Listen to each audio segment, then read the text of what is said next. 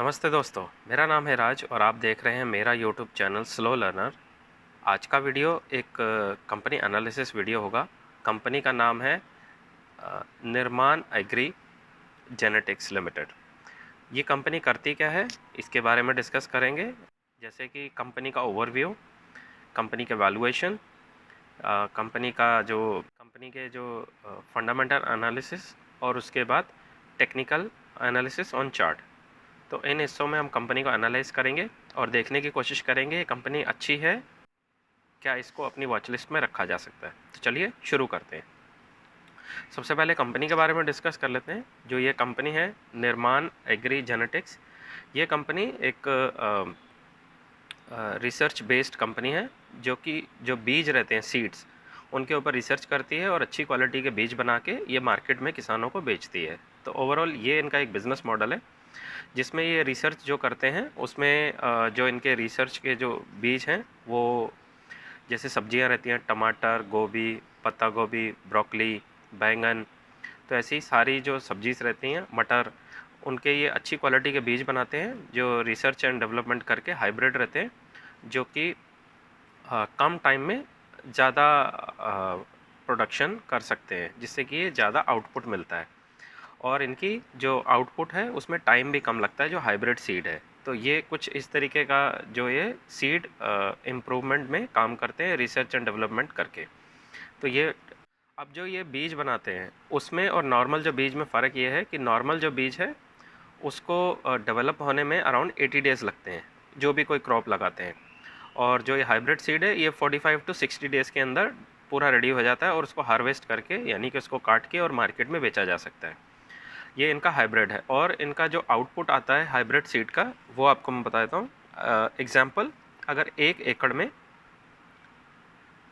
एकड़ जो कि 1.5 बीघा के बराबर होता है, अगर उसमें अगर 1 एकड़ जो कि 1.5 बीघा के बराबर होता है, अगर उसमें हाइब्रिड सीड से खेती करी जाए तो आउटपुट लगभग निकलता है 20,000 से 30,000 किलो, यानी कि 2 से 3 टन। और अगर ये नॉर्मल सीड के साथ करा जाए तो वो 10 से 15,000, यानी कि 1 से 1.5 टन ही निकलता है। तो अराउंड 40 to 50% का आउटपुट में, प्रोडक्शन में फ़र्क आ जाता है।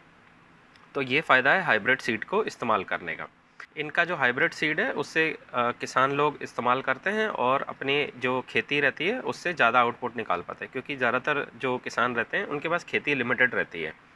जो भी उनके पास 1 बीघा 2 बीघा जो भी उनके पास फिक्स रहती है, तो उसमें इनका आउटपुट बढ़ जाता है। एग्जाम्पल, अगर आपके पास 1 बीघा है, उसमें अगर एग्जाम्पल के लिए मान लीजिए अगर आप गाजर की खेती करते हैं तो उसमें 2 से 3 टन के बीच में नॉर्मल जो बीज रहता है उसका आउटपुट निकलता है। माफ़ कीजिएगा, अगर आप नॉर्मल इस्तेमाल करते हैं तो उसमें आउटपुट 1 से 1.5 टन निकलेगा।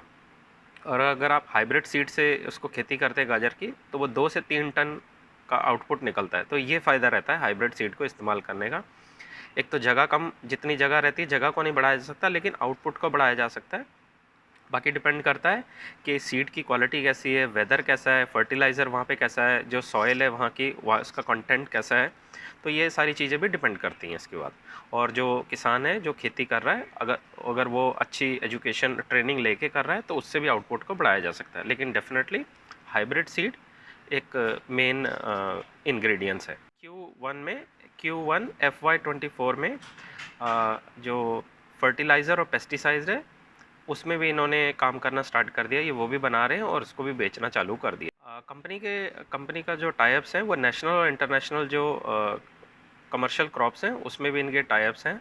कंपनी ने साथ में ये भी बताया कि ये किसानों की जो लाइफ है उसको इम्प्रूव करना चाहते हैं बाय इंक्रीज़ देयर इनकम। वो कैसे करेंगे?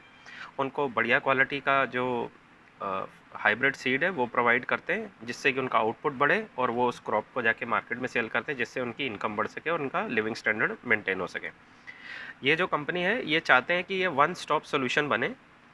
जैसे कि कोई किसान इनके पास अगर आता है, आके इनसे किसान हाइब्रिड सीड लेता है, हाइब्रिड सीड के साथ ये कंसल्टेशन भी देते हैं, उसको सिखाते भी हैं कि इस्तेमाल कैसे करना है, खेती कैसे आउटपुट बढ़ाया जा सकता है, और ये उसको क्रेडिट भी फाइनेंस करते हैं। और इनसे बाकायदा ये पूछा भी गया था, इनसे ये भी पूछा गया था कि आप ऑनलाइन प्रेजेंस के बारे में कैसे सोचते हैं। तो इन्होंने बताया कि अगले 1 से 2 हफ्ते में ये ऑनलाइन प्रेजेंस के बारे में भी विचार कर रहे हैं और जल्दी ही अवेलेबल होंगे। साथ में इन्होंने ये भी बताया कि जो ज़्यादातर इंडिया के किसान हैं वो ज़्यादा पढ़े लिखे नहीं हैं, तो ऑनलाइन उनके लिए खेती के बारे में सीखना, बीज को ख़रीदना और उसको कैसे इस्तेमाल करना है थोड़ा डिफ़िकल्ट है। तो ये पीपल टू पीपल कॉन्टैक्ट पे ज़्यादा बिलीव करते हैं, जिससे कि ये कॉन्टैक्ट करके जो किसान इनके पास आते हैं उनकी फ्री कंसल्टेशन करते हैं, उनको सिखाते हैं और उनको फाइनेंस भी करते हैं साथ में ये। तो इस तरीके का कुछ इनका बिज़नेस मॉडल है। इसके अलावा इनसे और भी क्वेश्चन एक पूछा गया था कॉन कॉल में कि आपके पास जो टोटल लैंड है अभी वो कितनी अवेलेबल है। इन्होंने बताया कि अप्रॉक्सीमेट 450 एकड़ लैंड इनके पास अभी अवेलेबल है, जिसमें ये हाइब्रिडिंग सीड की जो ब्रीडिंग है वो कर रहे हैं और ये उसको नेक्स्ट फाइनेंशियल ईयर में डबल करने जा रहे हैं, अराउंड 900 एकड़ टू 1000 एकड़ तक ले जाएंगे। और इसने ये भी बताया कि लैंड प्लस एंड माइनस थोड़ा बहुत अप डाउन होता रहता है, क्योंकि जिन किसानों से ये लैंड कॉन्ट्रैक्ट बेस पे लेते हैं, कई बार ये किसान एक खेती करके उसको लैंड दे देते हैं या ले लेते हैं, तो अप डाउन चलता ही रहता है इनका।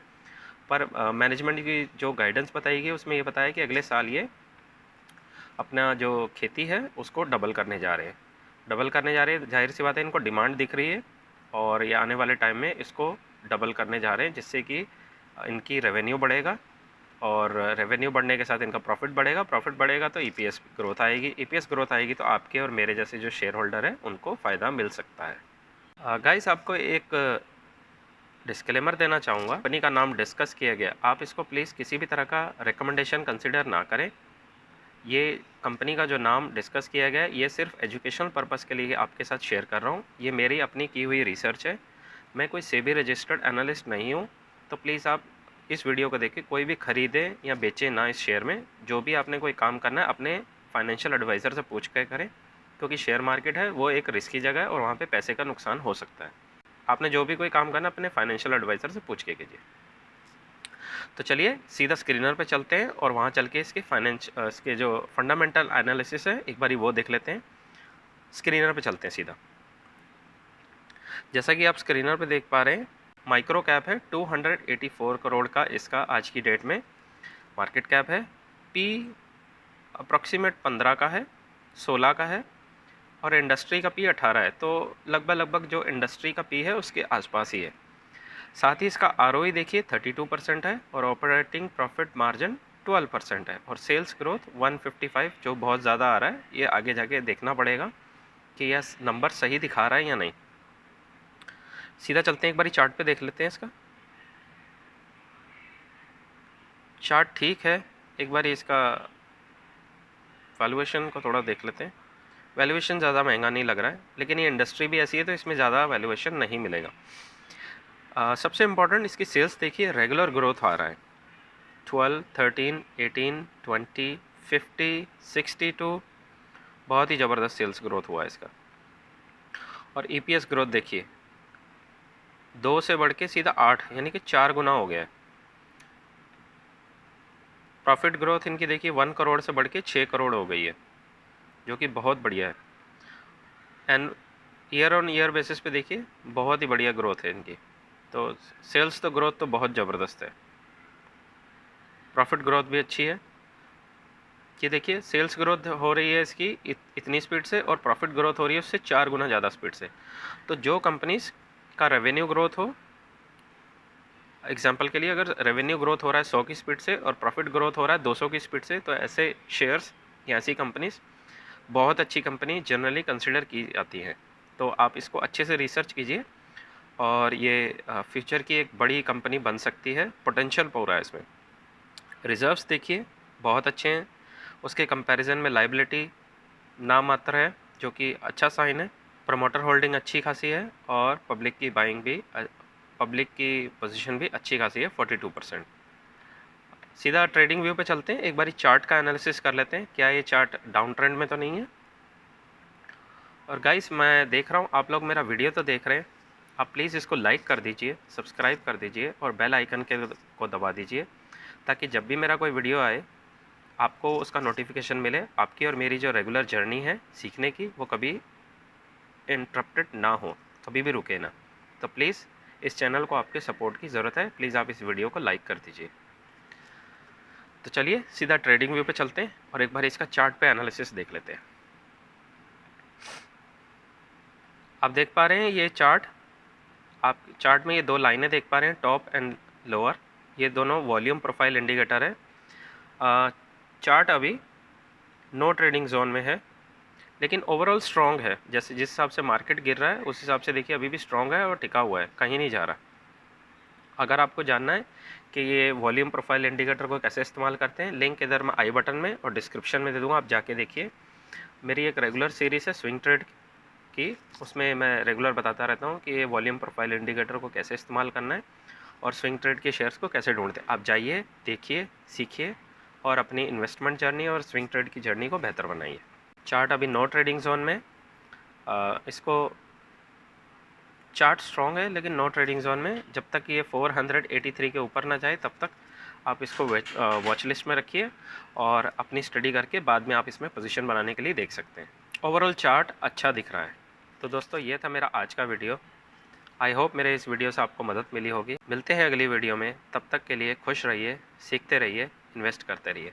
Thank you.